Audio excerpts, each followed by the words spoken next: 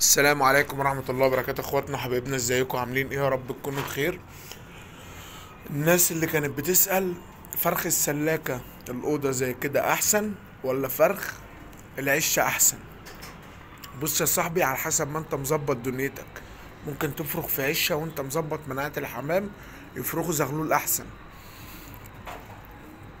وممكن تفرخ في أوضة وبرضك الزغاليل تقع منك. طول ما انت مراعي ملهاش دعوة بعشة ولا بسلاكة. تمام.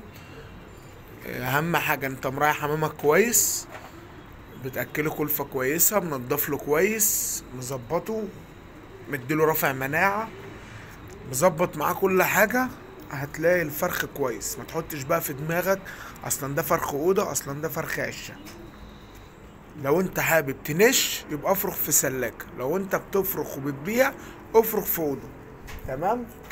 يعني فرخ العشه ما بيختلفش كتير، هو كل ما انت مظبط نفسك ومظبط حمامك الدنيا بتمشي تمام. لو استفدت حاجه من الفيديو دوس لايك وشير، واستنانا في فيديوهات كتير قوي. السلام عليكم.